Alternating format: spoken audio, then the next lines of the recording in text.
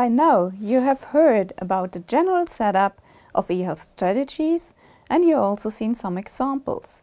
To compare different e-health strategies, we will now look into a method that was used by two of my colleagues, Arild Fagsvag from Norway and Christian Nøhr from Denmark, to analyze e-health strategies from the Nordic countries. This policy analysis method consists of a document analysis of existing e-health strategies. The entire text documents are read and scanned for statements mentioning stakeholders, goals and measures to achieve the goals. These texts are then annotated and subgrouped under the statement categories. The results of this policy analysis of the Nordic e-health strategies showed the following statements and their subgroups. There were different stakeholders identified, such as clinicians, patients, healthcare leaders, health policymakers, IT service operators, vendors of e-health systems, and also private vendors of healthcare services. When it comes to different goal statements, they identified statements about healthcare services, such as improving the quality and effectiveness of healthcare services, change management and process support. There were statements about e-health services, for example, improving access to relevant health information through IT services, improving information security and privacy, and making more data available for secondary use and improving the IT architecture, but also improving the usability of the IT systems themselves. There were statements about empowerment and activation of patients and citizens.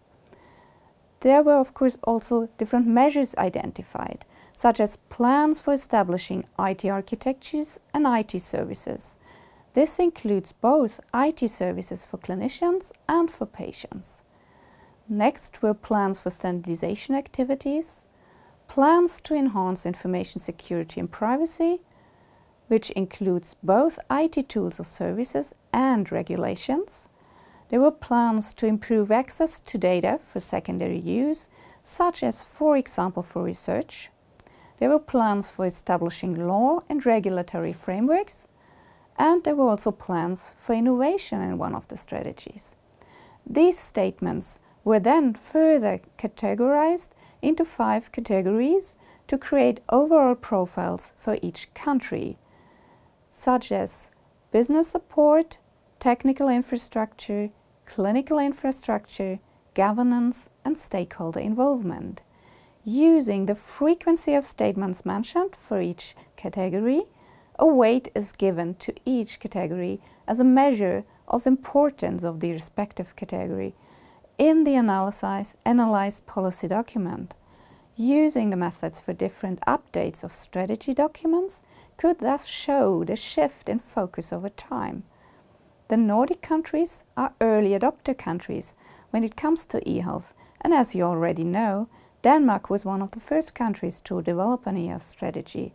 Thus, systematic frameworks for strategy development were not available at the time these strategies were developed, and the results I showed to you now could be called a bottom-up approach, reflecting the development that the Nordic countries have gone through.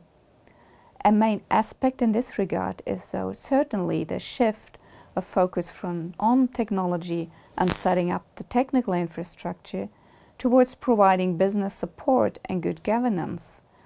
In the next lecture, I will guide you through a very comprehensive framework that was developed by the World Health Organization and the International Telecommunication Union that can be used for developing or revitalizing national e-health strategies.